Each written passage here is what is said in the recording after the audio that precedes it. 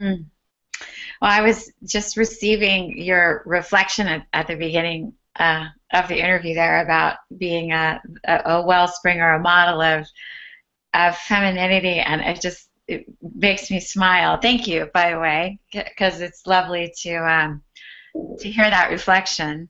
And the part that makes me smile is, thinking back to where I was about 10 years ago, which was so not here. And my husband, who I affectionately call him, we were married for 20 years, not so kiddingly used to call me the superintendent.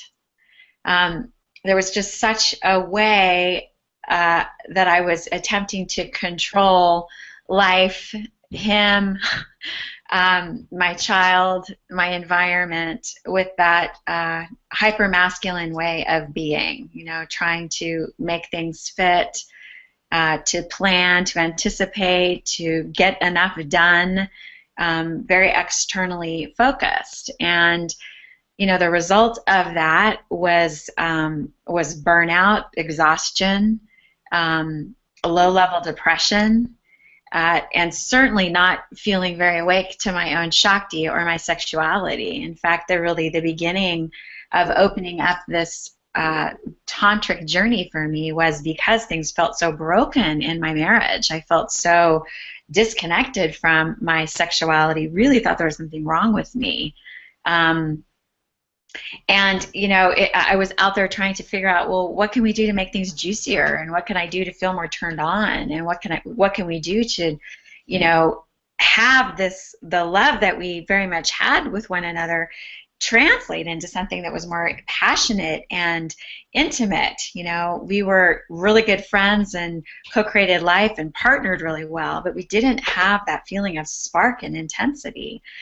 And we really started to dedicate ourselves to that exploration, which was the beginning of the opening of the tantric path. But I have to say that it took a crisis, or a few actually, but the one that happened that was most adjacent to that real shift was a miscarriage. I lost my second pregnancy right before the millennium. It was my own Y2K meltdown, happened about a week before. And it was just utterly devastating to me, Cindy. I really, really wanted more children. I had a beautiful daughter, and just very, very much wanted to, be a mama to more children. And so when that pregnancy ended, it just threw me into, first of all, into my heart. I was just utterly heartbroken, and there was just waves of emotion, that I had been stuffing for many years, trying to, do it all, that finally came through. And as I went through the process of letting go of my plan, which was I'm supposed to have more children, into, okay, what is the universe asking of me? And how can I rededicate my sexuality, not to procreating, but to actually my own enlightenment, my the deepening of this relationship, this marriage. That's when things really started to open and shift. And literally within a few years of that, we were asked to be on Oprah, which really came out of left field. And I got very, very clear messages. That was the clearest one from the goddess, that this is actually the way that my life force wanted to move forward on the planet. Things started to really improve in my marriage. I started to learn about my own femininity, the goddess within. Found out that she wasn't dead. She wasn't in forever going to be in a coma.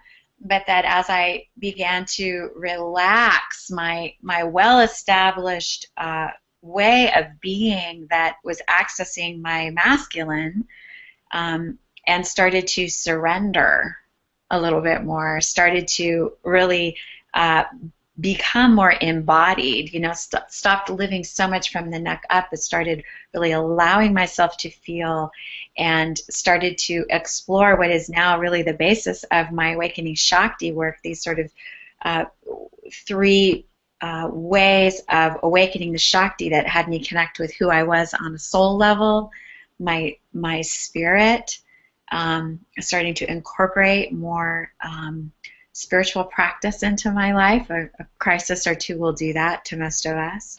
Started to really open my heart, started to really fall in love with my body, my breasts as the gateway into my heart, started to really feel what was my authentic sexuality and sensuality in this female body. What did it want?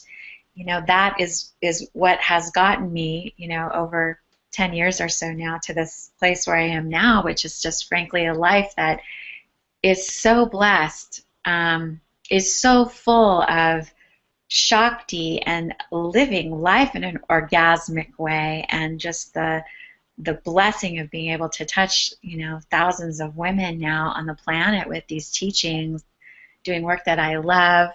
My marriage did end in that long process, but I'm in a beautiful, beautiful relationship with my beloved now of 3 years, and moving into, my menopausal years with a feeling of sovereignty and autonomy, financial independence, frankly, right-sizing my life, greater health and vitality.